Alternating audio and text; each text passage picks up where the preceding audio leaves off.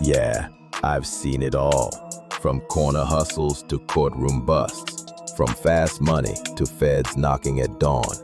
I took bullets, did bids, buried soldiers I called brothers. But I ain't here to glorify it. I'm here to break it down. This ain't gossip. This ain't no rap blog. This is history, straight from the pavement. You tapped into Crime Town TV, where street legends live on in ink, not in rumors. I'm Hank, the voice that survived it all. Now I'm telling it all. Let's talk about it. Anybody that wants to support the channel can cash at me at CHank for promotion. Contact seasworld215@gmail.com. What's up, Crime Town TV fam? Tonight we go to South Central Los Angeles. For years, the streets have carried stories, a mix of legend, nightmare, and desperate survival.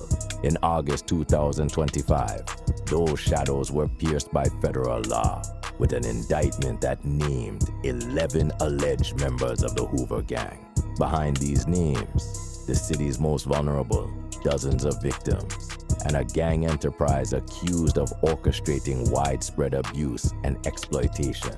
At the center is Lady Duck, the sole female defendant, and according to prosecutors, the lead orchestrator.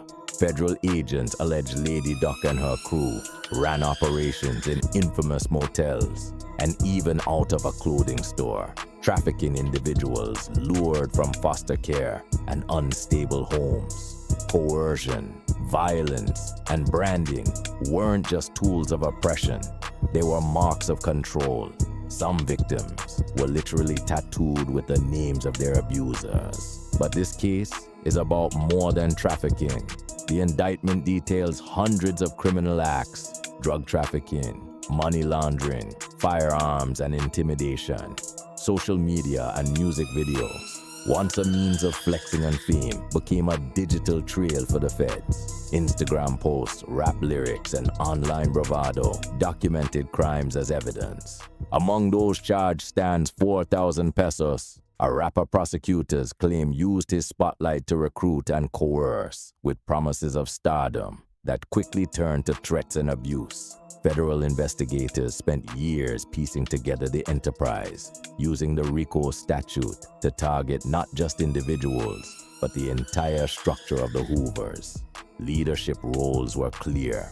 Lady Duck's influence and history of violence put her at the top, proving that in this world, power isn't restricted by gender. The impact on the community is devastating. Victims, often runaways and those from unstable backgrounds, were controlled through fake IDs, physical abuse, and fear. The case reveals how easy it is for vulnerable people to disappear into the machinery of gang exploitation. Now, with all 11 defendants in pretrial detention and no bond, prosecutors cite risks of flight and threats to public safety. The message is sobering. The federal crackdown on organized crime in Los Angeles is intensifying, and the Hoovers, once untouchable, face their reckoning. The city watches, the families mourn, and the stories once whispered in the dark have been forced into the light. For South Central, the battle against exploitation and violence continues, but this indictment has made one thing clear: no one is immune from accountability.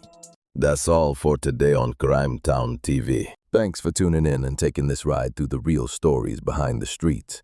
If you want more legends, more hustle, and more truth from the block to the boardroom, hit that subscribe button and turn on notifications so you never miss an episode.